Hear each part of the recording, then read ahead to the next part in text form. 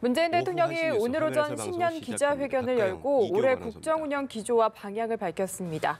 청와대 취재기자 연결합니다. 이재동 기자. 네, 오늘 문 대통령이 앞서서 기자회견 앞서서 신년사를 발표했는데 어떤 내용이었습니까?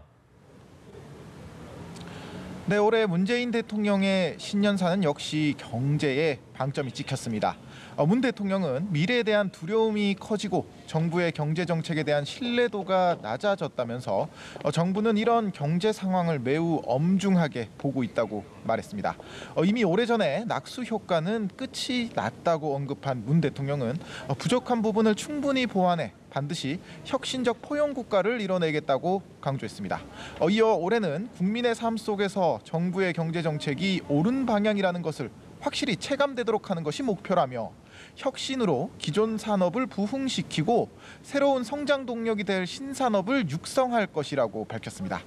문 대통령은 또 우리 국민은 국민소득 3만 달러 시대에 걸맞는 행복을 누릴 권리가 있다면서 사회 안전망과 고용 안전망을 더욱 촘촘하게 짜 개천에서 용이 나오는 사회를 만들겠다고 말했습니다.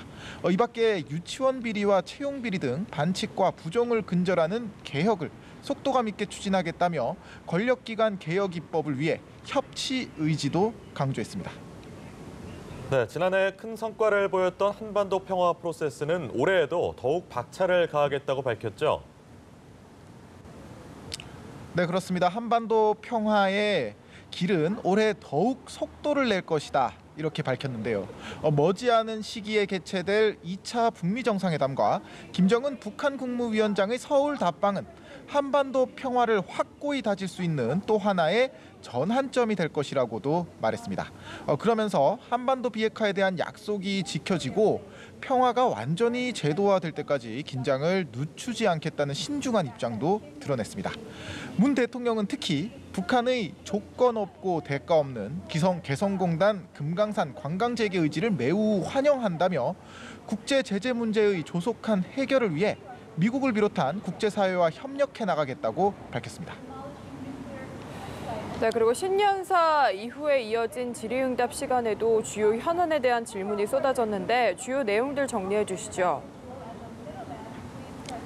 네, 기자회견의 첫 질문은 취임 후 지난 20달 동안 가장 큰 성과와 아쉬웠던 점은 무엇인가였습니다. 문 대통령은 고용 지표가 국민의 기대에 미치지 못한 점이 가장 아쉬웠다고 말했습니다.